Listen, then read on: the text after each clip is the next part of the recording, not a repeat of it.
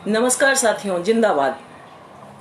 आज एआईएसएफ के मंच ने मुझे एक मौका दिया है कि मैं उनके मंच से महिलाओं और बच्चियों से संबंधित कुछ मुद्दों पर बातचीत करूं।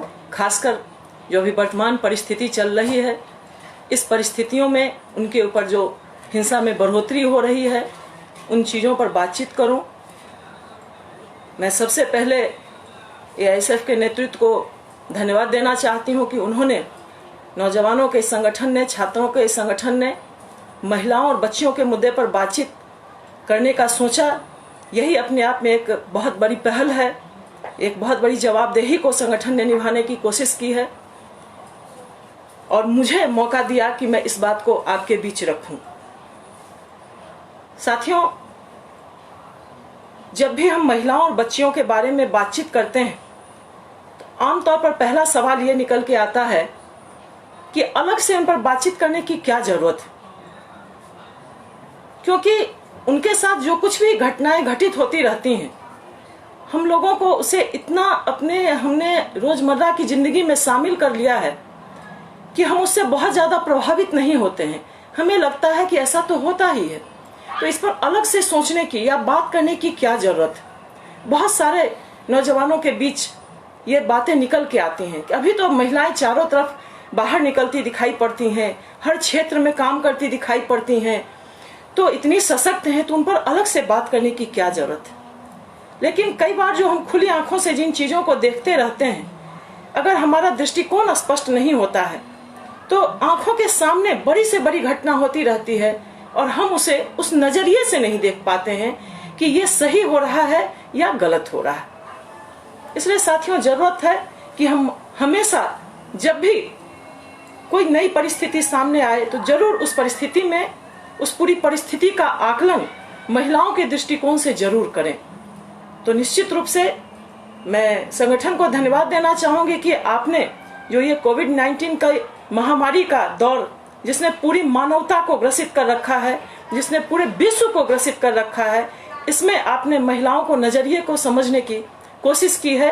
इसका मौका आपने अपने सभी नौजवान साथियों को दिया। मैं अपनी और कोई भी बात रखने से पहले इस उम्मीद से बंधी हूं कि इस मंच को सुनने वाले जितने भी लोग होंगे उसमें बड़ी संख्या नौजवानों की होगी और मेरा विश्वास है कि इतिहास के छात्र के नाते कि पूरा इतिहास गवाह है कि पूरी दुनिया में जब भी कोई सामाजिक, आर्थिक, राजनीतिक, सांस्कृतिक, धार्मिक व्यवस्था बदली है, उसमें सुधार की जरूरत हुई है, उसको संभालने की जरूरत हुई है, तो नौजवानों की भूमिका ने उसे तय किया है कि वह किस दिशा में जाएगा।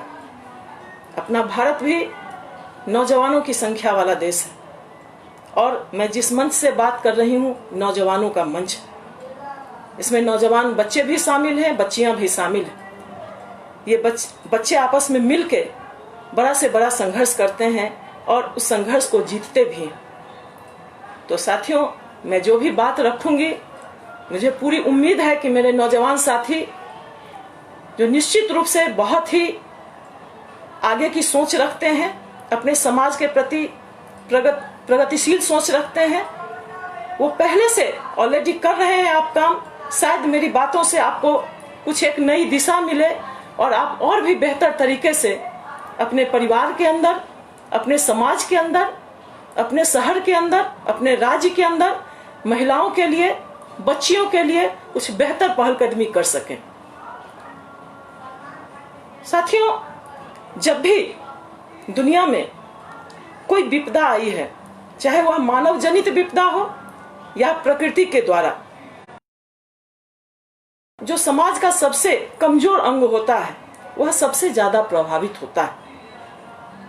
जब हम कमजोर अंग की बात करते हैं समाज में, तो समाज में कई तरह की कमजोरियां हैं और उन कमजोरियों को हम भेदभाव के रूप में देख सकते हैं कि इतने प्रकार का भेदभाव हमने अपनी मानव सभ्यता में तय कर दिया, जिसने आज हमारे जीवन को बहुत कठिन बना दिया है और हमारे खुद के बीच से ही कोई ऊपर है और कोई नीचे है। हमने जाति को लेके भेदभाव बनाया, हमने धर्म को लेके भेदभाव बनाया, हमने क्षेत्र को लेके भेदभाव बनाया, हमने भाषा को लेके, लिंग को लेके, नस्ल को लेके, मतलब जहां भी मौका मिला रंग को लेके हमने भेदभाव बनाया। वर्ग, और उसमें जो एक सबसे बड़ा भेदभाव है वो वर्ग को लेके कि अमीर और गरीब। हमने कह दिया स्त्री और पुरुष, हमने सीधा दो हिस्से में बांट दिया, जबकि स्त्री और पुरुष एक दूसरे के पूरक, एक दूसरे के बिना एक कदम चल ही नहीं सकते हैं, दोनों अधूरे हैं। इस चीज को समझने की बजाय हमने उन्हें दो हिस्से में बांट दिया और उसमें हमने क्या कह दिया, हमने एक ऐसी सामाजिक व्यवस्था की संरचना की और जिसमें हमने ये कह दिया कि पुरुष जो है वह ऊपर है और स्त्रियां नीचे। हमने सीधा सीधा ये शब्द नहीं कहा, लेकिन हमने जो व्यवस्था तय की उस व्यवस्था में ऐसी चीजें हमने लागू की जिसने स्वतः ही महिलाओं की स्थिति को दोयम दर्जे में लाकर खड़ा कर दिया। चाहे हम अपनी आर्थिक व्यवस्था देखें, हम राजनीतिक व्यवस्था देखें, हम धार्मिक व्यवस्था देखें, हम सांस्कृतिक व्यवस्था देखें, आप जब इन्हें एक महिला के दृष्टिकोण से देखेंगे, आप एक सजग नागरिक के दृष्टिकोण से जब भी इनका आकलन करेंगे, आपको स्वतः अनुभव होगा कि किस प्रकार महिलाएं दोयम दर्जे में रखी गई। अगर हम वर्ग की बात करें, अमीर गरीब की ही बात करें, तो आप देखेंगे जो हमारी आर्थिक व्यवस्था है वह तय करती है श्रम को, और जब श्रम का मूल्यांकन होता है तो हम क्या मानते हैं कि महिलाएं काम नहीं करती हैं। नहीं, मेरे इस लाइन को सुन के लगेगा अरे नहीं महिलाएं तो काम करती हैं, नहीं। हम जब श्रम की परिभाषा देते हैं तो कहते हैं जिस श्रम के द्वारा उत्पादन हो, जिसका मूल्य मिले, हम सिर्फ उसे श्रम मानते हैं। लेकिन जब हमने श्रम का विभाजन किया तो हमने महिलाओं के हिस्से में कौन सा श्रम दिया? पुनरुत्पादन, रिप्रोडक्शन, है ना। यानी कि रोटी कमाने का काम पुरुषों का और रोटी बनाने का काम महिलाओं का। और स्वतः ही जब आपके श्रम का मूल्य आपको नहीं मिलेगा तो आपके श्रम का मूल्यांकन भी नहीं होगा और आप एक श्रमिक के रूप में गिने भी नहीं जाएंगे। आप अनपेड वर्क और वैतनिक कार्य करते रहेंगे, आप लगातार श्रम करते रहेंगे, लेकिन आपकी भूमिका कहीं तय नहीं होगी और आपको कहीं महत्व नहीं मिलेगा, आप दोयम दर्जे में चले जाएंगे। तो जब ये पूरी आर्थिक व्यवस्था आप देखेंगे, ये इसको समझने की कोशिश करेंगे, इस नजरिए से, एक महिला की नजरिए से, एक औरत की नजरिए से इसे समझने की कोशिश करेंगे तो आपको ये चीजें स्वतः दिखाई पड़ने लगेंगी। मैं जानती हूँ कि आप सभी बच्चे इन चीजों को की पढ़ाई कर रहे हैं, लेकिन इसको प्रैक्टिकल देखने के लिए आपको एक नारीवादी दृष्टिकोण भी अपनाना पड़ेगा। और जब हम नारीवादी दृष्टिकोण की बात करते हैं तो कई बार सवाल उठता है कि भाई ये अलग से नारीवाद और फेमिनिज्म करने की क्या जरूरत है? ये समाज को बांट देगा, ये परिवार को बांट देगा। लेकिन बहुत जरूरी है हमारे नौजवानों का यह समझना कि नारीवाद कोई अलगाव की चीज नहीं है, या महिला आंदोलन कोई पुरुषों के खिलाफ आंदोलन नहीं है। ये जिस दिन हमारे नौजवान साथी समझ जाएंगे, निश्चित रूप से हमारा समाज एक समतामूलक समाज, खासकर लैंगिक भेदभाव के मामले में समतामूलक समाज बनने की दिशा में बढ़ सकता है। इसलिए क्योंकि जब नारीवाद की परिभाषा होती है तो मैं बिल्कुल स्पष्ट सरल शब्दों में, किताबें तो आप खुद पढ़ते ही हैं, मैं सिर्फ आपके सामने स्पष्ट करना चाहती हूं कि नारीवाद को ऐसे समझें कि कोई भी घटना होती है अगर आपके सामने, उसे एक औरत की नजरिए से आप देखें। एक उदाहरण दूं कि अगर जब महंगाई बढ़ती है तो कोई सोचता है कि एक औरत को क्या फर्क पड़ेगा, लेकिन आप उसे देखिए एक औरत की नजर से कि जैसे ही महंगाई बढ़ेगी तो एक परिवार के का जो खर्च है उसका बजट गड़बड़ाएगा। आप हमेशा परिवार को केंद्र में रखें किसी भी अवलोकन के समय, कि उस परिवार का बजट जब बिगड़ेगा, स्वास्थ्य पर बजट कम होगा, भोजन पर बजट कम होगा, शिक्षा पर बजट कम होगा। तो बजट कहाँ कम होगा? मान लीजिए कि पैसे कम, महंगाई बढ़ गई, स्कूल का फीस बढ़ गया, आपके दो बच्चे हैं, एक लड़का और एक लड़की, दोनों को प्राइवेट स्कूल में पढ़ा रहे हैं, और जब फीस बढ़ा तो आप क्या करेंगे? इस महंगाई का मार कहाँ असर करेंगे? बेटियां पढ़ के क्या करेंगे? उन्हें तो रोटी बनाना है, कमाना नहीं है। तो थोड़ा बहुत भी पढ़ ले काम चलेगा, सरकारी स्कूल में नाम लिखा दो।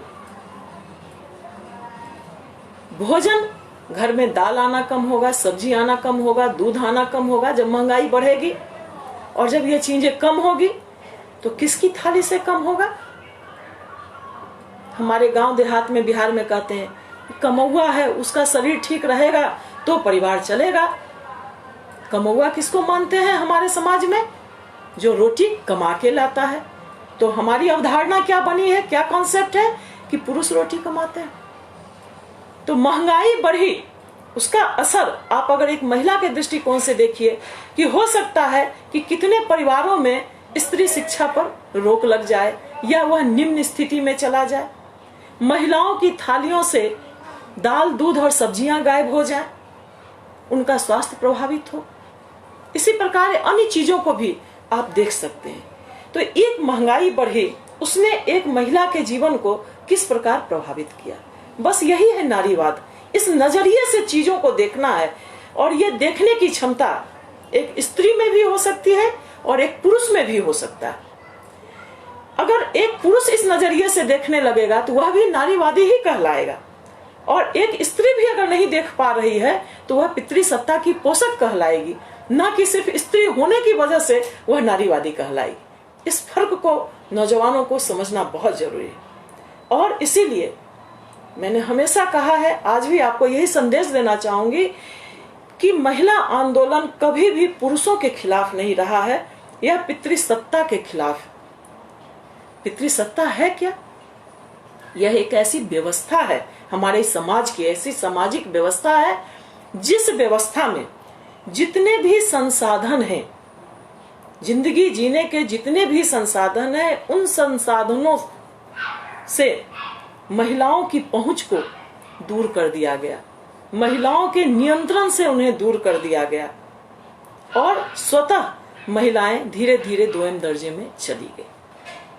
तो ये जो, और इस पितृसत्ता के शिकार सिर्फ महिलाएं ही नहीं होती हैं, एक जगह पर जाके पुरुष भी होते हैं।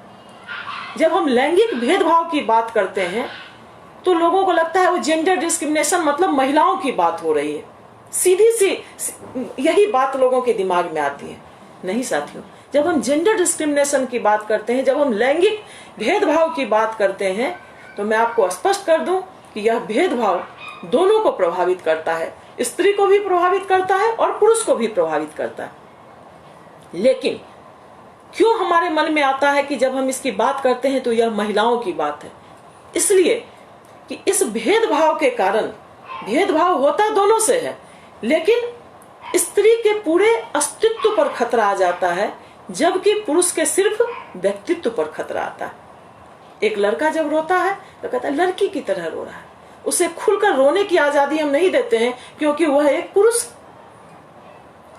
और लेकिन एक लड़की की जिंदगी बचेगी कि नहीं उस लैंगिक भेदभाव के कारण, हो सकता है कि उसे मां के कोख में ही खत्म कर दिया जाए, उस सिर्फ लैंगिक भेदभाव के कारण। तो इस चीज को समझना है कि ये जो लैंगिक भेदभाव है वह स्त्री के अस्तित्व पर खतरा है, लेकिन पुरुषों के भी व्यक्तित्व पर खतरा है कि उन्हें एक मानव बनने से रोकता है, उन्हें इंसान बनने से रोकता है। वह एक पुरुष को सिर्फ मर्द बना के रख देता है, उसके अंदर की इंसानियत, उसके अंदर की मानवता को यह जेंडर डिस्क्रिमिनेशन खत्म करता है। मेरे नौजवान साथियों, मुझे आपसे बहुत उम्मीद हमेशा से रही है, आपने किया भी है, और इसी उम्मीद से आज मैं अपनी बात आपके बीच रख रही हूँ कि कैसे आप अपने परिवारों के अंदर, आप जिस समाज और समुदाय के अंदर काम करते हैं, वहां से आप इस लैंगिक भेदभाव को दूर करने में निश्चित रूप से पहल करेंगे। आप व्यक्तिगत पहल कर सकते हैं, आप अपने संगठन की तरफ से पहल कर सकते हैं, आप सामूहिक रूप से पहल कर सकते हैं, और इसकी बहुत जरूरत है। जिस दिन नौजवान चाह लेंगे कि ये बदलाव आए, उस बदलाव को आज तक कोई नहीं रोक सका है जब नौजवानों ने चाहा। तो ये लैंगिक भेदभाव पर घर के अंदर चर्चा करने की बहुत जरूरत है, इसे बदलने की बहुत जरूरत है। और इसी लैंगिक भेदभाव का जो चरम परिणति है वह पितृसत्ता के रूप में सामने आता है कि वह पूरी व्यवस्था इस ढंग से तैयार की जाती है जिसमें हर कदम पर स्त्री के अस्तित्व को खतरा रहता है। तो महिला आंदोलन जो है वो उस पितृसत्ता के खिलाफ है जिसने स्त्रियों के अस्तित्व पर खतरा पैदा कर रखा है। और महिला आंदोलन के इतिहास को अगर बिल्कुल एक लाइन में आप समझना चाहें, आप सारे पढ़ने वाले बच्चे हैं, आप किताबों में पलटेंगे, आपको सारी चीजें मिल जाएंगी। मैं सिर्फ आपको यह इशारा करना चाहती हूँ कि महिला आंदोलन की शुरुआत में भी जितने भी बुद्धिजीवी, जितने भी प्रगतिशील सोच के पुरुष थे, सबों ने हमेशा साथ दिया है, तभी यह आंदोलन आगे बढ़ा है। जिन्होंने समझा है कि स्त्री और पुरुष एक दूसरे के पूरक हैं, न कि एक दूसरे के विरोधी। एक छोटे से उदाहरण से आप समझिए कि एक साइकिल की तरह दो पहिया है, एक पहिया आगे है, एक पहिया पीछे। अगर आप स्त्री को पीछे का पहिया भी मानते हैं तो आपको उसका ज्यादा ख्याल रखना होगा, क्योंकि जब आप साइकिल चलाते हैं तो आपको पता होता है कि आगे के पहिया में अगर हवा थोड़ा कम भी रहे तो शायद आप चला लें, लेकिन अगर पीछे का पहिया मजबूत ना होगा तो आपकी गति रुक जाएगी।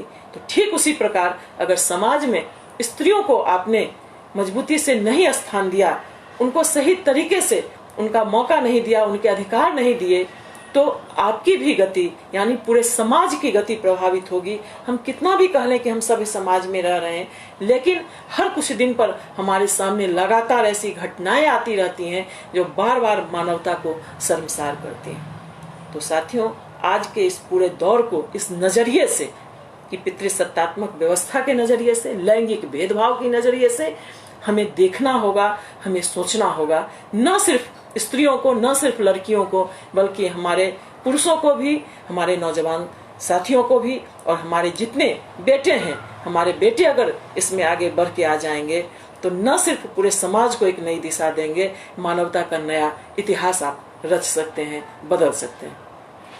साथियों, आज जो मुख्य रूप से बात रखनी थी कि ये जो वर्तमान महामारी का ये समय है, और इस महामारी ने चौतरफा कोई जगह नहीं बची है जिसे इसने अपनी चपेट में नहीं लिया है। पूरी मानवता इसकी चपेट में है, पूरा विश्व इसके चपेट में है, और ऐसी परिस्थिति में हम महिलाओं और बच्चियों के बारे में बात न करें, यह कैसे संभव है। तो निश्चित रूप से मैं एक बार फिर से साधुवाद देती हूँ AISF के नेतृत्व को, जिसने इस महत्वपूर्ण मुद्दे को आज आपके बीच लाने की कोशिश की है और मुझे यह मौका दिया है।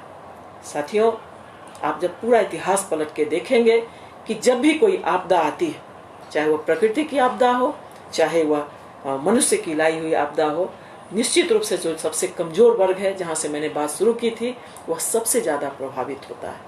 तो जो लैंगिक भेदभाव का शिकार है, जो आर्थिक भेदभाव का शिकार है, जो हर तरीके से इस तरह के भेदभाव का शिकार है, उसमें महिलाएं, जिसकी ना कोई जाति होती है, जिसका ना कोई धर्म होता है, जब उसके साथ हिंसा होती है, वह सिर्फ और सिर्फ उसे एक औरत की दृष्टि से देखा जाता है, और हिंसा में लगातार बढ़ोतरी होती रहती है, चाहे वह परिवार के अंदर हो, चाहे वह समाज के अंदर। और जब विपदा आती है तो यह हिंसा चाहे अनचाहे सीधे दुगनी और तिगुनी रूप में हमारे सामने आती है। घटनाएं तो पहले भी हो रही थी, लेकिन इस कठिन घड़ी में यह घटनाएं और लगातार बढ़ती ही जा रही हैं। ऐसी परिस्थिति में निश्चित रूप से हम सबों को विचार करने की जरूरत है। मैं थोड़ा अलग अलग तरीके से उन घटनाओं की चर्चा आपके बीच करना चाहूंगी कि जब हम घरेलू हिंसा की बात करते हैं तो साथियों, लोग कहते हैं कि घर सबसे सुरक्षित स्थान है, लेकिन उस घर में भी महिलाएं सुरक्षित नहीं। और एक समय था जब ये सवाल उठा था पूरी दुनिया में, तो लोगों ने कहा था कि अरे घर और हिंसा, क्योंकि आमतौर पर हम हिंसा का मतलब ये समझते हैं कि मार पिटाई, लड़ाई झगड़ा। नहीं, जब हिंसा की बात करते हैं, हम बुद्ध के राज्य के रहने वाले लोग हैं, हमें तो हिंसा को बहुत बारीकी से समझने की जरूरत है कि अगर हमारे किसी वक्तव्य से भी किसी को तकलीफ होती है तो वह हिंसा है।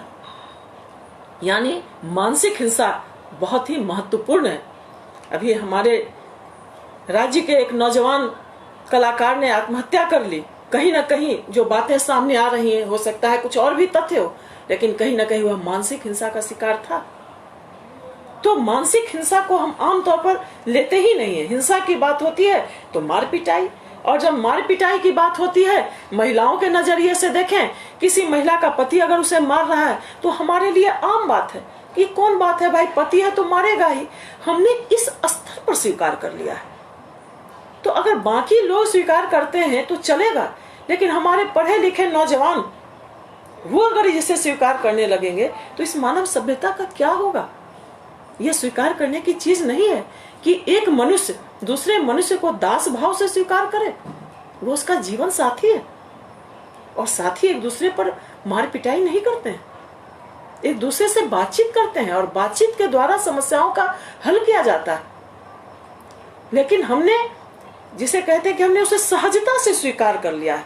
और इसीलिए मैं बार बार कहती हूँ कि आप अपने अंदर जो हमारे नौजवान पुरुष साथी हैं, मैं उनको लिए विशेष रूप से कह रही हूँ कि आपके अंदर जो नारी है, आपके अंदर भी नारीत्व भाव है, वो नारीवाद को आप अपने अंदर जन्म दीजिए। आप देखिए कि आपकी आंख के आगे अगर कोई महिला को उसका पति, भाई, कोई भी अगर पीट रहा है तो आपको स्वीकार नहीं होना चाहिए। ये मानवता के खिलाफ, क्योंकि ये कहीं से किसी भी समस्या का समाधान नहीं हो सकता। तो हिंसा का ये रूप भी स्वीकार नहीं होना चाहिए। और मानसिक हिंसा को तो हम सोचते भी नहीं है कि वह कोई हिंसा है, जबकि मानसिक हिंसा लोगों को मौत के कगार पर ले जाता है। जो अभी ताजा उदाहरण मैं आपसे चर्चा कर रही थी, कितनी ये चूंकि एक बड़ी बात थी, हम सब जान गए कि हमारा एक साथी, हमारे बिहार का एक नौजवान जो बहुत तेजी से आगे बढ़ रहा था, पूरी देश में अपने राज्य का नाम कर रहा था, वो इतनी आसानी से हम सबको छोड़कर चला गया। ऐसी हजारों लाखों की संख्या में महिलाएं हैं जो मानसिक प्रताड़ना के शिकार होकर आत्महत्या कर लेती हैं, लेकिन कहीं चर्चा भी नहीं होती है, कोई जानता भी नहीं है कि उनके चले जाने का कारण क्या था। और जाने के बाद हम किसी न किसी प्रकार से आत्महत्या करने वाले पर ही सारा दोषारोपण देते हैं कि शायद उनके अंदर कोई कमी है। ये मनोविज्ञान का विषय है, इस पर चर्चा होनी चाहिए, इस पर बातचीत होनी चाहिए। इसे इतनी आसानी से भुलाने की जरूरत नहीं है। इसने हमें सबक दिया है कि हमें अपने नौजवानों के बीच निश्चित रूप से इस बिंदु पर बातचीत होनी चाहिए कि हम कैसे मजबूत बन के इस संघर्ष को लड़ें कि हमारा कोई साथी मानसिक हिंसा का शिकार ना हो। वह मजबूती देनी हो, क्योंकि हिंसा के उस रूप को हम अभी देख ही नहीं पा रहे हैं, वह दृष्टिकोण नहीं बन पाया है। आप जब घरेलू हिंसा का कानून देखेंगे जो 2005 में बना, उसमें 4 भाग में हिंसा को रखा गया है: मानसिक हिंसा, शारीरिक हिंसा, आर्थिक हिंसा और यौनिक हिंसा।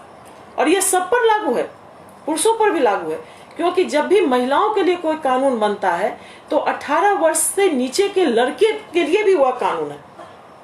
एक लड़के के साथ भी घरेलू हिंसा हो सकती है अगर वह 18 साल के नीचे है, और एक लड़के के साथ भी यौनिक हिंसा हो सकती है, जिसे हम चाइल्ड सेक्सुअल एब्यूज कहते हैं, बाल यौन शोषण। लड़कियों के साथ तो रेप और छेड़खानी की घटनाएं होती ही रहती हैं, लड़कों के साथ भी होती है, और इस पर कभी बातचीत अभी भी खुल के नहीं होती जिस तरह से होनी चाहिए। और बहुत सारे लड़के इस कारण से मानसिक हिंसा के, यौनिक हिंसा के शिकार होने के कारण अपनी जिंदगी से हाथ धो बैठते हैं। कोई समझ भी नहीं पाता कि उस बच्चे के साथ क्या हुआ था, क्योंकि एक लड़का, जो मैंने कहा लैंगिक भेदभाव, वो कह ही नहीं सकता है कि मेरे साथ यौनिक हिंसा हुई। हम अभी भी उसको भी नहीं स्वीकार करते हैं कि एक पुरुष के साथ लैंगिक यौनिक हिंसा हो सकती। हम 18 साल के लड़के को भी पुरुष के रूप में देखते हैं, मर्द के रूप में देखते हैं, जबकि अपने देश के अंदर जितने भी कानून हैं वो 18 साल से नीचे के लड़का और लड़की दोनों को बच्चा मानता है। और दोनों ही बच्चे के साथ चाहे मानसिक हिंसा भी हो सकती है, शारीरिक हिंसा भी हो सकती है, आर्थिक हिंसा भी हो सकती है और यौनिक हिंसा भी हो सकती है। हमें इस पर जरूर बातचीत करनी चाहिए। आपके जो छोटे भाई बहन होंगे, आप ज्यादातर कॉलेजों में पढ़ने वाले बच्चे शायद मेरी बात सुन रहे होंगे, लेकिन 18 वर्ष से नीचे के जो आपके भाई बहन होंगे, उनके लिए भी आपको उतना ही सचेत होना पड़ेगा। जब हम बच्चियों के साथ हिंसा की बात करते हैं तो बच्चों के ऊपर होने वाली हिंसा पर भी आपकी एक पैनी नजर जरूर होनी चाहिए। लेकिन जैसा कि मैंने पहले भी कहा कि लड़कों पर भी होती है हिंसा, लेकिन इसका जो प्रतिशत है, हम इसको ऐसे कह सकते हैं कि अगर 4 लड़के हैं, 4 बच्चे हैं, तो उसमें 3 आमतौर पर लड़कियां होती हैं और 1 लड़का होता है, तो ये प्रतिशत है। लेकिन 1 लड़का भी होता है, ये आप याद रखना है, लेकिन लड़कियां 3 होती हैं। इस पर थोड़ा सा ज्यादा हमको ध्यान देना पड़ेगा कि हमारी बेटियां, हमारी किशोर बेटियां, हमारी नौजवान बेटियां लगातार यौनिक हिंसा की शिकार होती हैं।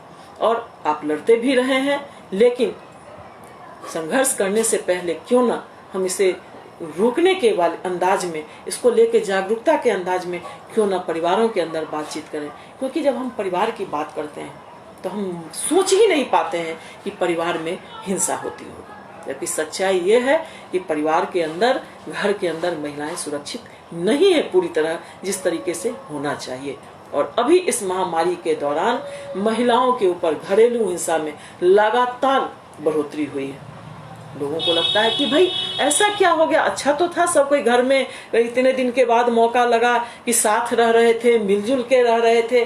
लेकिन फिर यहाँ वही बात है कि आप इसे एक बार नारीवादी दृष्टिकोण से देखें कि क्या सिर्फ साथ रहने भर से प्रेम होता है?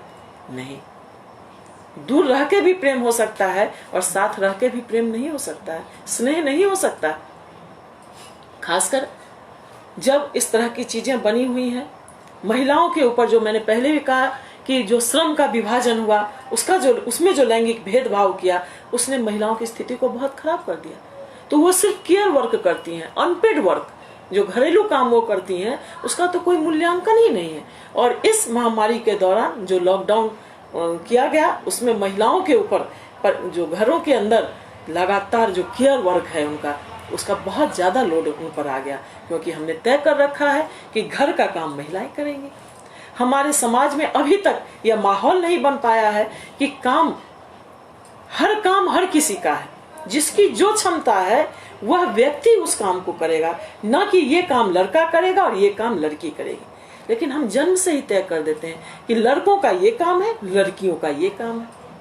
अगर बाहर से आटा पिसा के लाना है गेहूं से, तो हम लड़कों को भेजते हैं, और रोटी बनाना है तो लड़कियां ही बनाएंगे।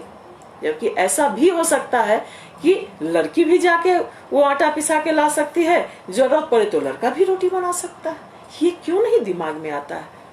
और जब तक ये नहीं आएगा, तब तक हिंसा की जो मूल जड़ है उसको हम नहीं मिटा सकेंगे। अगर हम हिंसा के जड़ पर प्रहार करना चाहते हैं, तो जो ये श्रम विभाजन है परिवार के अंदर, परिवार धुरी है। आप सबों ने फ्रेडरिक एंगल्स का नाम सुना होगा साथियों, उन्होंने एक किताब लिखी है, किताब का नाम ही अपने आप में काफी है। और जब उस किताब को अगर मौका लगता है आप जरूर पढ़ें। उन्होंने एक किताब लिखी है, परिवार, निजी संपत्ति और राज्य की उत्पत्ति। परिवार के बाद ही राज्य आया है, जिस पूरे राज्य की कहानी हम सब आज राज्य के खिलाफ खड़े होते हैं, जो उसकी पूरी परिभाषा आई, आप सब पढ़ते हैं उसे। लेकिन आप इसे समझिए, उन्होंने ये शब्द लिखा कि परिवार, निजी संपत्ति और राज्य की उत्पत्ति। परिवार धुरी है। जितनी भी चीजें हम अपने पूरे समाज में देखते हैं, दुनिया में देखते हैं, हमें लगता है ये सब बाहर होता है, घर में नहीं होता है। नहीं, हर चीज की केंद्र बिंदु घर ही है। हर चीज की शुरुआत, लोग कहते हैं राजनीति बाहर होती है। आप बहुत ध्यान से अपने घर का अवलोकन करें, जितनी राजनीति आप बाहर देखते हैं वो सारी राजनीति आपको घर के अंदर भी दिखाई पड़ेंगी। वो सारा जो पावर बैलेंस है जो हम बाहर देखते हैं, वो आपको परिवार के अंदर भी दिखाई पड़ेगा कि परिवार में भी कोई दबंग होता है, परिवार में भी कोई कमजोर होता है, परिवार में भी किसी के हाथ में सारा पावर होता है, नियंत्रण, कि परिवार में जितने भी आर्थिक संसाधन हैं उस पर किसका नियंत्रण है। परिवार में जितने भी डिसीजन होते हैं, निर्णय लिए जाते हैं, बड़े निर्णय, वो कौन लेता है। ये पूरी राजनीति है, ये सिर्फ घर नहीं है। और इस पूरी राजनीति को समझना है तो मौका निकाल के जरूर इस किताब को पढ़ने की कोशिश करें, क्योंकि इतने कम समय में मैं उसका विश्लेषण अभी यहाँ शायद न कर सकूं। भविष्य में कभी मौका मिले तो हम जरूर बात करेंगे, लेकिन आप इसे एक बार सोचिएगा जरूर और आपस में जरूर बात कीजिएगा कि कहीं भी जब भी हम सामाजिक बदलाव की बात करेंगे तो हमको परिवार को, उसको धुरी बनाना पड़ेगा, उसे केंद्र बिंदु में लाना पड़ेगा और बातचीत वहीं से शुरू करनी पड़ेगी। समाज है कौन? जहाँ 10 परिवार है वही समाज। समाज में क्या होता है, क्या प्रतिबिंबित होता है, जो परिवार में होता है वो समाज में प्रतिबिंबित होता है। तो इन चीजों को हमें बहुत ही सूक्ष्म दृष्टिकोण से देखना पड़ेगा, हर क्षण नारीवादी दृष्टिकोण से हमें देखना पड़ेगा। साथियों, इन परिस्थितियों में लगातार परिवार के अंदर जो हमने महसूस किया है, तो लगातार बहनों केस आए हैं हमारे बीच। हमने देखा है कि इस महामारी के दौरान महिलाओं पर घरेलू हिंसा में वृद्धि हुई है। और घरेलू हिंसा, जैसा मैंने पहले ही कहा है, उसकी परिभाषा कहती है कि मानसिक हिंसा, शारीरिक हिंसा, यौनिक हिंसा और आर्थिक हिंसा, ये चारों तरह की हिंसा लगातार इस लॉकडाउन में महिलाओं के ऊपर बढ़ी है। और इसमें भी मैं स्पष्ट कर दूं कि न सिर्फ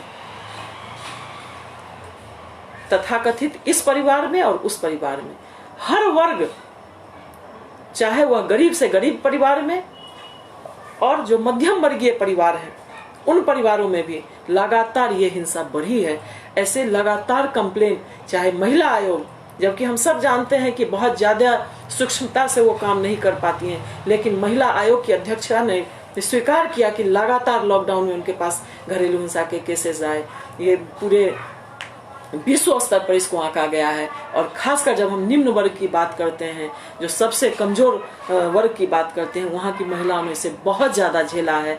उन्होंने तो कम से कम कहा भी है, दिखाया भी है। और मिडिल क्लास की महिलाओं ने जो इस हिंसा को झेला है, वो बहुत खुले तौर पर इसे कह भी नहीं पाई। जो कामकाजी महिलाएं हैं, जो काम करती हैं, जो घर के लिए रोटी भी बनाती हैं और घर के लिए रोटी कमाती हैं, उन्होंने तो दोहरी हिंसा को झेला है इस पूरे लॉकडाउन। तो उसे हम इस नजरिए से हमें देखना पड़ेगा और फिर हमें उनके लिए कुछ पहल करनी पड़ेगी। घर के अंदर की हिंसा के बाद अगर हम बाहर की बात करें, जो बाहर आपने देखा किस प्रकार से जब हमारे मजदूर ने लौटना शुरू किया, तो उसमें महिलाओं की स्थिति, पुरुषों ने भी उतने ही कष्ट भोगे, स्वाभाविक रूप से महिलाओं ने दुगने कष्ट भोगे। लोग कहेंगे भाई महिलाओं ने दुगना कष्ट कैसे भोगा? क्या आपको पता है? हमारे साथी कभी खुल के बात नहीं करते हैं। हमने इतने इसमें परत दर परत डाले हुए हैं कि हम कभी अपने बेटों से चर्चा नहीं कर सकती हैं। कोई बेटा नहीं जानता है कि उसकी माँ को प्रति महीने माहवारी आती है और उस 4 दिनों में, उन 3 दिनों में उसकी माँ कष्ट में है। और माँ का जब वो नहीं जानते हैं तो वो पत्नी के भी दुख को नहीं समझते हैं, वो बहन के दुख को भी नहीं समझते हैं, वो अपनी किसी महिला मित्र के दुख को नहीं समझते हैं। और ये उनकी जैविक प्रक्रिया है, बायोलॉजिकल फर्क है। और ये फर्क इसलिए बनाया गया ताकि स्त्री पुरुष की संरचना जो है वो खत्म ना हो, या प्रजाति खत्म ना हो मनुष्य की। एक दूसरे के पूरक के रूप में दोनों के शरीर में 2 अलग अलग चीजें दी गई ताकि मनुष्यता बची रहे, मनुष्य बचा रहे।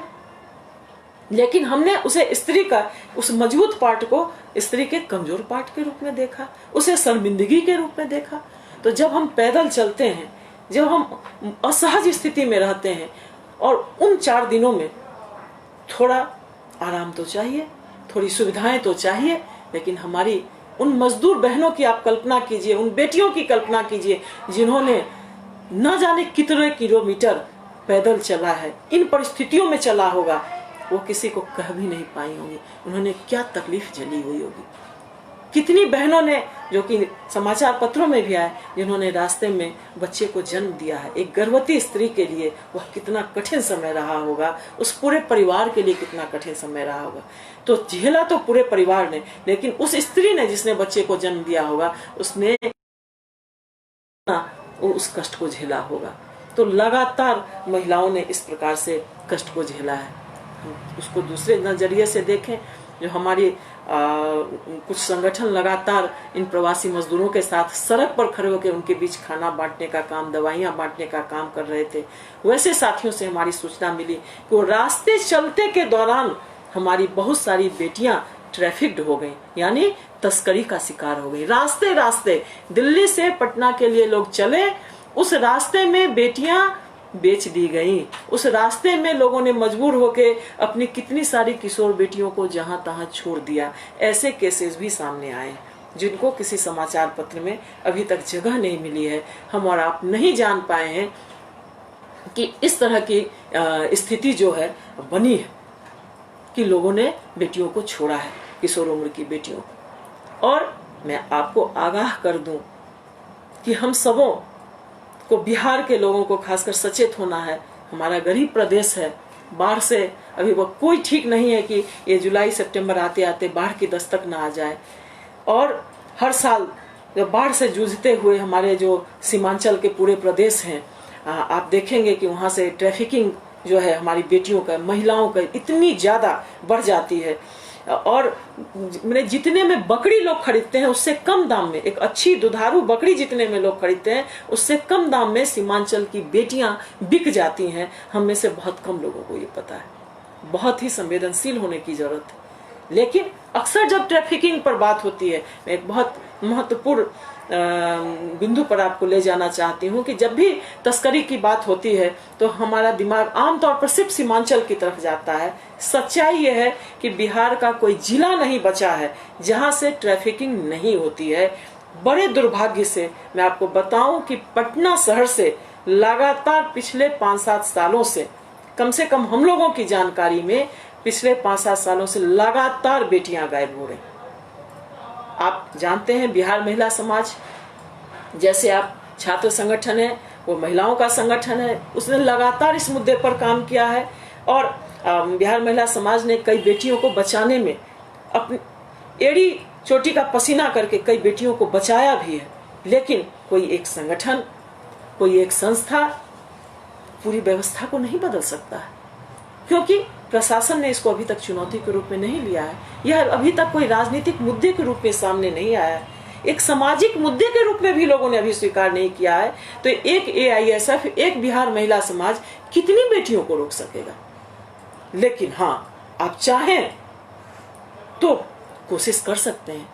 आप जितने बच्चे इससे जुड़े हैं, हमारे जितने नौजवान साथी जुड़े हैं, आप कम से कम इसकी जागरूकता, आपकी पहुंच जहां तक है, आप उतने लोगों को इसमें शामिल कर सकते हैं, सचेत कर सकते हैं कि आप सावधान हो जाइए, आप सचेत हो जाइए।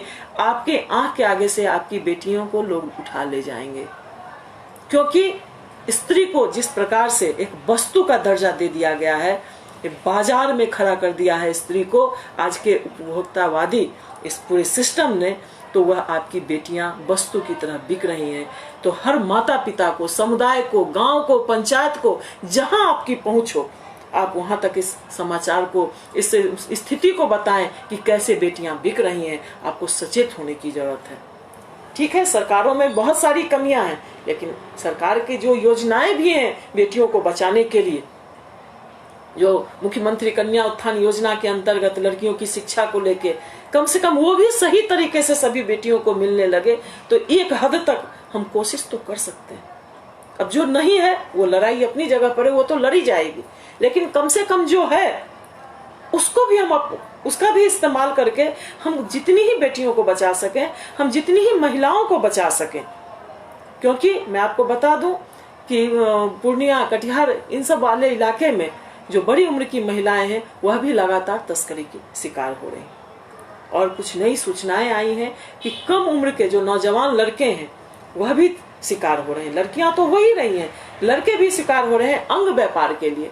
लड़कियां तो शिकार होती हैं ज्यादातर घरेलू काम करवाने के लिए, उसके बाद जो देह व्यापार में उनका इस्तेमाल होता है, पोर्नोग्राफी में उनका इस्तेमाल होता है। जितने भी इस तरह की चीजें हैं आप सब बेहतर जानते हैं कि बेटियों को इसलिए बेचा जाता है। और मजेदार बात यह है कि उनके माता पिता को पता भी नहीं लगता है कि वो बेटियों को बेच रहे हैं, और वो बेटियां उनके हाथ से जा रही हैं। उन्हें कहा जा विवाह, मैरिज ट्रैफिकिंग, इसके लिए एक शब्द आया है, रोज नए शब्द गढ़े जाते हैं, शोषण के लिए भी नया नया शब्द आता है। तो मैरिज ट्रैफिकिंग यानी शादी के नाम पर ले जाते हैं। कह रहे भाई, जो दलाल होता है हम अपना ही कोई होता है, और वो कहता है कि हम आपकी मदद कर रहे हैं। अरे आपकी बच्ची बड़े अच्छे घर में जाएगी।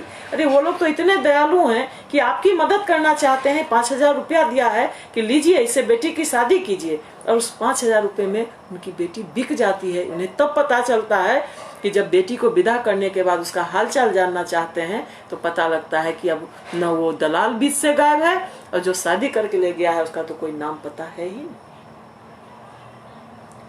इस प्रकार हाथ से, गोद से, माता पिता के गोद से बेटियों को उठा के ये तस्कर ले जाते हैं, और इसमें अपने लोग, तथाकथित अपने लोग हमें इसमें धोखा देते हैं। तो इसके लिए बहुत आप चाहें तो अपने स्तर से इसकी जागरूकता जरूर फैलाएं, क्योंकि जो सामान्य समय है उस समय तो ये होता ही रहता है, लेकिन जब भी इस तरह की महामारी आती है, जब भी कोई आपदा आती है, तो ये चीजें बढ़ जाती हैं। क्योंकि जो गरीब हैं, और निश्चित रूप से ये सारे संगठन हम उस वर्ग के साथ खड़े हैं जो सबसे कमजोर वर्ग है, और उस कमजोर वर्ग पर जब आफत आती है तो चौतरफा आफत आती है। और इन परिस्थितियों में आके वह मानवता भी कई बार, जब पेट की भूख, जब पेट की आग लगती है, तो मानवता शर्मसार होने वाली घटनाएं शुरू हो जाती हैं कि एक पिता अपनी बेटी को डोली पर भेजने की बजाय, स्कूल भेजने की बजाय उसे बेच देता है। तो जरूरत है कि हम इस पर बात करें। हम कैसे बात करें, इसकी रणनीति बनानी होगी। हम किसको इसके लिए जवाबदेह बनाएं, इसकी रणनीति बनानी होगी। तो लगातार न सिर्फ सीमांचल बल्कि बिहार के का कोई जिला नहीं बचा हुआ है जहां से ट्रैफिकिंग नहीं होती है। इसके प्रतिशत में फर्क हो सकता है, लेकिन हर जिले से ये घटनाएं हो रही हैं। जब राजधानी शहर से ऐसा हो रहा है, तो निश्चित रूप से आप सोचिए कि अन्य शहरों की स्थिति कितनी दयनीय हो सकती है। साथियों, इसके अलावा आप लगातार देखेंगे बाल विवाह, वैसे भी अपने बिहार का में 42% बाल विवाह अभी भी हो रहे हैं। मतलब अगर 100 शादियां हो रही हैं तो उसमें 42 शादी जो है, 42 शादी जो है, बाल विवाह हो रहा है। और बाल विवाह का शिकार न सिर्फ लड़कियां होती हैं, लड़के भी हो रहे हैं। इस लॉकडाउन में हमने लगभग 10 बाल विवाह रुकवाए हैं, जो लड़का भी उसमें शामिल है, लड़की भी शामिल है। पलायन की मजदूरी, गरीबी, बहुत सारे कारणों से बाल विवाह हो जाते हैं। लेकिन इस बाल विवाह को रोकने के लिए सरकार भी अभियान चला रही है, बहुत सारी योजनाएं भी आई हैं, लेकिन अभी भी वो चीजें जमीन पर नहीं पहुंची हैं, लोगों तक नहीं पहुंची हैं। जो बाल विवाह प्रतिषेध पदाधिकारी हैं, उन्हें मालूम ही नहीं है कि मैं ये पदाधिकारी हूँ, क्योंकि वो प्रभार में होते हैं। उनकी ट्रेनिंग भी होती है, लेकिन एक ट्रेनिंग के बाद वो भूल जाते हैं। तो कहीं ना कहीं हम सबको लिए यह जानना जरूरी है। खासकर जब मैं बाल विवाह की बात कर रही हूँ, तो मैं आपको बताऊं कि हर ब्लॉक का वीडियो ये बाल विवाह प्रतिषेध पदाधिकारी है, सारे एसडीओ बाल विवाह प्रतिषेध पदाधिकारी हैं। हर पंचायत का मुखिया, जो पंचायत स्तरीय कार्यबल है, उसका अध्यक्ष है, उसकी जवाबदेही है कि वो अपने पंचायत में बाल विवाह न होने दे। और डीडीसी की अध्यक्षता में जिला स्तरीय कार्यबल, टास्क फोर्स जिसे कहते हैं, डीटीएफ, पीटीएफ, ये सारी चीजें कागज पर आ चुकी हैं। लेकिन इसे कैसे जमीन पर लाया जाए, कैसे उन्हें, उस प्रशासन तंत्र को भी सक्रिय और सजग किया जाए, शायद हम उसमें कुछ अपनी भूमिका निभा सकते हैं। मैं उस पर बाद में बात करूंगी, लेकिन इन चीजों को हम सब लोगों को बहुत सोचना पड़ेगा कि किस प्रकार से अभी महिलाओं और बच्चियों पर लगातार अलग अलग तरीके से परिवार के अंदर और समाज के अंदर ये हिंसा बढ़ी है, और कंटिन्यू अभी लगातार इसमें बढ़ोतरी होने ही वाली है। अभी स्कूल बंद है, आपको नहीं पता चल रहा है। जैसे ही स्कूल खुलेंगे आपको सचेत होना पड़ेगा, स्कूल खुलने से पहले सचेत होना पड़ेगा। आप देखेंगे, आप चाहें तो विद्यार्थी हैं, ज्यादातर नौजवान हैं, आप पता लगा सकते हैं, सिर्फ अपने जहां के आप रहने वाले हैं उस पंचायत पर ही नजर आप डाल लेंगे कि अचानक से आप देखेंगे कि ड्रॉप आउट की संख्या, यानी स्कूल छोड़ने वाले बच्चों की संख्या बढ़ेगी, और उसमें लड़कियों की संख्या ज्यादा होगी। ये माना जाता है कि जैसे ही ड्रॉप आउट बढ़ता है, इसका मतलब है कि वो लड़का जो है, लड़का अगर ड्रॉप आउट कर रहा है तो वो लड़का बाल मजदूरी में जा रहा है, और लड़की अगर ड्रॉप आउट हो रही है तो निश्चित रूप से वो बाल विवाह की शिकार हो जाएगी, या वो ट्रैफिकिंग की शिकार हो जाएगी। तो अभी जब जुलाई, अगस्त या सितंबर में स्कूल खुलेंगे, तो उस एक नई चुनौती के लिए तैयार रहना पड़ेगा कि शिक्षा से भी हमारे जो कमजोर वर्ग के बच्चे हैं, और इसमें लड़के और लड़कियां दोनों आते हैं, ये दोनों बच्चे शिक्षा से वंचित होने की स्थिति में आएंगे, और निश्चित रूप से लड़कियों की संख्या ज्यादा होगी। और इसको हम कैसे ठीक कर सकते हैं, इसकी भी रणनीति हमें बनानी होगी। हमको सजग रहना पड़ेगा कि हमारे वैसे कमजोर वर्ग के बच्चे शिक्षा से वंचित न हो जाएं, तो हम क्या करें इसके लिए। तो यह एक नई चुनौती, एक नई प्रकार की हिंसा शिक्षा के क्षेत्र में बढ़ने वाली है। आप देखेंगे कॉलेजों से भी ड्रॉप आउट होगा, सिर्फ स्कूलों से नहीं, क्योंकि ये इस बार की जो ये महामारी है, इस बार की जो आपदा है, इसने कोई वर्ग ऐसा नहीं है जिसे प्रभावित नहीं किया। तो निम्न वर्ग और मध्यम वर्ग में भी जो बहुत लोग बेटियों को उच्च शिक्षा दे रहे थे, कॉलेज भेज रहे थे, कोचिंग भेज रहे थे, हो सकता है आप देखेंगे आपके बहुत सारे साथी आपके कोचिंग से बिछड़ने वाले हैं। आपको नजर रखनी होगी, आपको अभी से नजर रखनी होगी कि कैसे उनकी शिक्षा को कंटिन्यू करने के लिए आप लगातार करते ही रहते हैं। हम सब देखते हैं, आपने ही इस एक संघर्ष को बचा के रखा है कि एक छात्रों के लिए क्या होना चाहिए। लेकिन अभी आपका संघर्ष बहुत ही चुनौतीपूर्ण होने वाला है, जब आप देखेंगे कि आपके बीच के साथी पढ़ाई छोड़ के जा रहे हैं, क्योंकि इस महामारी ने अर्थव्यवस्था पर जो चोट किया है, इसने किसी भी वर्ग को, जो सबसे कमजोर वर्ग है उसकी स्थिति तो दयनीय है ही, लेकिन निम्न वर्ग, मध्यम वर्ग जो है वह भी इससे अछूता नहीं रहा है। जो मध्यम वर्ग था वह निम्न वर्ग में बदलने जा रहा है, उसकी स्थिति बहुत दयनीय होने जा रही है। और इस जो छोटे छोटे व्यवसायी थे, जो छोटे सीमांत किसान थे, जो किसी तरह अपने बेटे बेटियों को बाहर पढ़ने भेज रहे थे, तो स्कूलों से तो होना है, कॉलेजों से भी ड्रॉप आउट की संख्या बढ़ सकती है। तो इस पर आपको रणनीति अभी से बनानी होगी कि क्या किया जा सकता है, क्या करना चाहिए। एक बहुत बड़ी चुनौती शिक्षा के क्षेत्र में आपके सामने आने वाली है। तो निश्चित रूप से कि जब हमारे पास पैसा कम होगा, हमारे पास एक ही बच्चे को पढ़ाने का पैसा होगा, तो हम तय करेंगे एक माता पिता के नाते कि हम बेटे को शिक्षित करें। हम वहां पर सोचेंगे चलो बेटी को था पैसा तो पढ़ा रहे थे, अब क्या करेंगे, छोड़ो बेटी को रोक देते हैं। तो हमें सचेत होना पड़ेगा, हमें इस पर बातचीत करनी होगी कि इसका दूसरा रास्ता क्या हो सकता है कि दोनों बच्चे की शिक्षा बनी रहे। तो शिक्षा के क्षेत्र में भी यह भी हिंसा होगी। सबों को लग रहा होगा कि बात हिंसा की हो रही थी, लेकिन ये शिक्षा की बात हो रही है, स्वास्थ्य की बात हो रही है। यही तो है कि किसी भी अधिकार का हनन अगर होगा एक स्त्री के, एक बच्ची के, तो वह उसके ऊपर हिंसा है। अधिकारों का हनन ही तो हिंसा है। हिंसा है क्या? तो जहां भी अधिकारों का हनन होगा, चाहे वह शिक्षा के क्षेत्र में हो, वह स्वास्थ्य के क्षेत्र में हो, वह संपत्ति के क्षेत्र में हो, कहीं भी अगर एक महिला के, एक बच्ची के अधिकारों का हनन हो रहा है, तो आप समझिए कि उसके साथ हिंसा हो रही है। कई बार यह हिंसा परिवार करेगा, कई बार यह हिंसा समाज करेगा, और कई बार यह हिंसा राज्य के द्वारा भी होगा।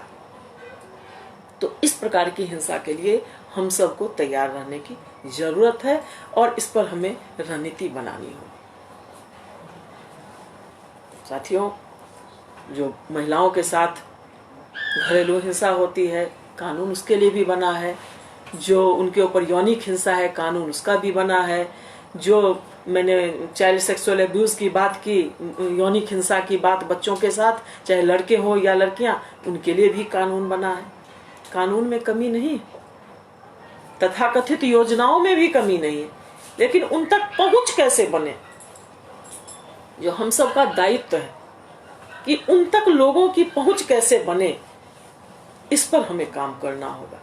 हमारा दायित्व, हम नौजवानों का दायित्व, मैं तो नहीं लेकिन जो मेरे साथी नौजवान सुन रहे हैं, आप सभी नौजवानों का दायित्व, साथ में हम भी आपके खड़े हैं कि कैसे हम लोगों की पहुंच बनाएं, कि वो जाने कि उनके लिए यह कानून है, उनके लिए यह तंत्र है, उनके लिए यह योजनाएं हैं जिनका उपयोग करके वह अपनी रक्षा कर सकते हैं, वह अपने अधिकारों की रक्षा कर सकते हैं। और उस रक्षा को करने में कई बार सब कुछ जो बना है वो कागज पर भी है, उसको जितना प्रैक्टिकल होना चाहिए, उसको जितना सहज होना चाहिए, वो नहीं है। तो हमको उसके लिए भी काम करना पड़ेगा कि हम कैसे सहज बनाएं कि अगर एक महिला पर हिंसा होती है तो वह महिला आयोग तक उसकी पहुंच बन सके, या हेल्पलाइन जो हर जिले में कलेक्टेरिएट के, हर जिले के कलेक्टेरिएट में एक महिला हेल्पलाइन है, वहां तक भी एक महिला की पहुंच बन सके। और मैं तो कहती हूँ कि हेल्पलाइन को छोड़िए, वो तो तब भी जिला में है, तो एक गांव की महिला, एक सुदूर देहात की पंचायत की महिला, वो कैसे जिला तक पहुंचेगी? वो हिंसा की शिकार है, उसके पास 5 रुपए भी नहीं है कि वह जिला तक जा सके, उसके पास कोई फोन नहीं है कि वह फोन पर भी सुविधा ले सके, तब कहाँ जाएगी? हम तो उन महिलाओं के साथ भी काम करेंगे, हम तो उन बच्चियों के साथ भी काम करेंगे। तो साथियों, बिहार तो एक लाजवाब राज्य है, कॉन्सेप्ट के नाम पर। अवधारणा तो यहाँ सब कुछ है, हमारे पास ग्राम कचहरी, साथियों, ग्राम कचहरी को एक हम बहुत बड़ा औजार बना सकते हैं अगर हम उसे संवेदनशील करें इन मुद्दों पर, क्योंकि ग्राम कचहरी की पूरी अवधारणा ही है कि बिल्कुल पंचायत के स्तर पर कैसे, और हमने इसको प्रैक्टिकल करके एक मॉडल के रूप में देखने की कोशिश भी की है। मैं आपको उदाहरण दूं कि समस्तीपुर के कल्याणपुर प्रखंड में कम से कम मैंने खुद 100 ग्राम कचहरी के सदस्यों को मैंने लगातार प्रशिक्षण दिया, और उसका परिणाम ये आया कि वहाँ के सरपंच, वहाँ के पंच लगातार उस इलाके में महिलाओं के साथ होने वाली घटनाओं को नारीवादी दृष्टिकोण से देखते हैं और महिलाओं के हक में फैसला देते हैं। उनके लिए जो भी रास्ता संभव होता है वो निकालने की कोशिश करते हैं। एक बहुत छोटे स्तर पर मैंने एक कोशिश करने की है।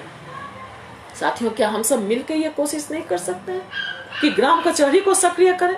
तो हमारे बीच के ही सारे लोग हैं, हमने उनको चुना है, वो जज नहीं है, वो वकील नहीं है, वो हमारे बीच के जनप्रतिनिधि हैं।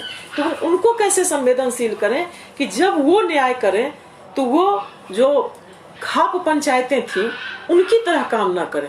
क्योंकि सच्चाई ये है कि ग्राम कचहरी को किसी भी प्रकार का जो प्रशिक्षण होना चाहिए, उनका जो संवेदीकरण होना चाहिए समाज के दृष्टिकोण से, वह नहीं होने के कारण वो कई बार खाप पंचायत की तरह न्याय करता है।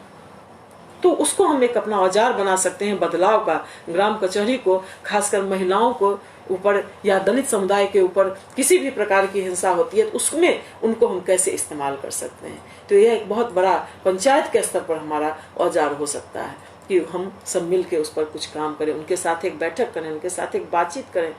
अपने अपने पंचायत में आप जहां से सुन रहे हैं, एक दिन का एक अवेयरनेस मीटिंग आप खुद कर सकते हैं। आप उनसे बात कर सकते हैं, दिन भर बैठने की जरूरत नहीं है। आप उनसे 1-2 घंटे बात कीजिए कि आप कैसे, आपके पास जब कोई केस आता है तो आपके देखने का नजरिया क्या होना चाहिए। जैसे ही महिला का कोई केस आता है, बच्चियों का कोई केस आता है, हम सीधे उसको ही, जो पीड़िता है उसको ही, उसके ऊपर ही ब्लेम करना शुरू करते हैं कि वह लड़की ऐसी थी, वह महिला ऐसी थी। नहीं, वो नजरिया बदलने में आप ग्राम कचहरी को मदद कीजिए, उसको संवेदनशील कीजिए। तो एक बड़ा हथियार पंचायत के स्तर पर हम तैयार कर सकते हैं जो महिलाओं और बच्चियों के ऊपर हो रही हिंसा पर निश्चित रूप से कदम उठा सकता है। मुखिया अध्यक्ष है, उसे बाल विवाह नहीं होने देना है, उसे बाल मजदूरी नहीं होने देना है। लेकिन क्या मुखिया लोग इस पर कभी सोचते हैं? वो विकास के काम में लगे रहते हैं। जबकि आपको मैं बता दूं कि मैरिज रजिस्टर्ड कानून जो है, जो विवाह का पंजीकरण होता है रजिस्ट्रार के यहाँ जिला में, उस पंजीकरण का पंचायत स्तर पर रजिस्ट्रार मुखिया होता है। मुखिया का काम है कि उसको अपने पंचायत में होने वाले हर विवाह का पंजीकरण करना। और विवाह के पंजीकरण को लोग समझते हैं कि शायद विदेश जाने के लिए होता है या लव मैरिज में किया जाता है, यही आम धारणा है। मैं आपको बता दूं, एक विवाह का पंजीकरण कई प्रकार की हिंसा को रोकने में हमारी मदद करता है।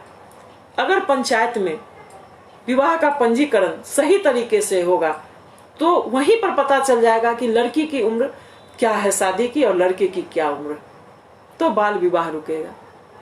दूसरे, लड़की की शादी, मेरे पंचायत की लड़की की शादी कहाँ हो रही है, वो वहां रजिस्टर्ड होगा।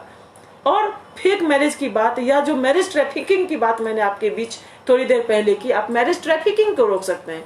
क्योंकि जब पंजीकरण होने लगेगा तो कोई गलत पता नहीं लिखाएगा। कौन आपकी बेटी को लेके चला गया आपको पता होना चाहिए। तो ये अगर रजिस्ट्रेशन होने लगेगा तो मैरिज ट्रैफिकिंग को भी हम रोक सकते हैं।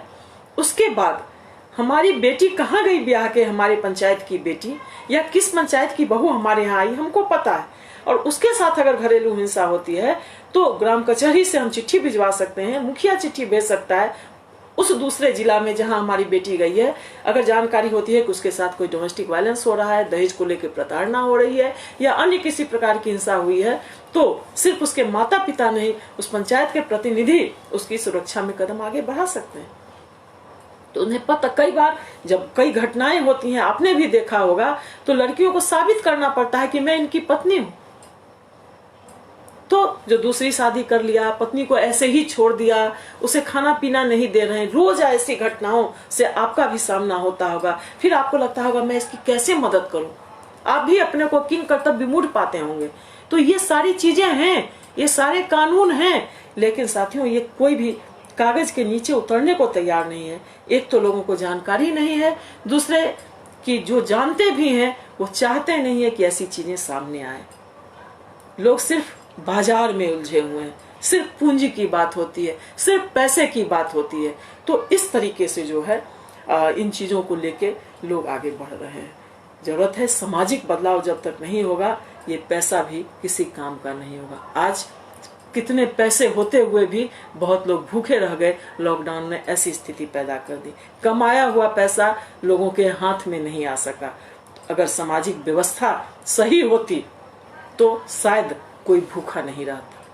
ये सामाजिक व्यवस्था में जो हमने इतने सारे भेदभाव डाले हैं, हमने कभी इन पर गंभीरता से विचार किया होता कि जिस पूरी व्यवस्था को हमने एक अच्छे सभ्य मानव समाज बनाने के लिए किया था, आज वह व्यवस्था हमारी सभ्यता को खत्म कर रही है।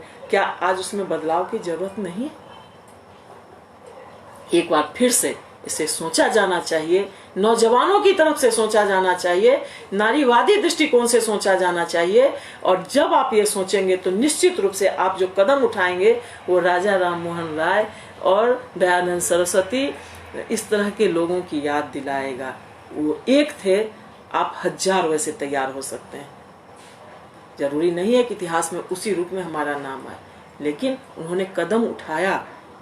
उन्होंने उस दृष्टिकोण से उस जमाने में देखा जब ये शब्द था भी नहीं।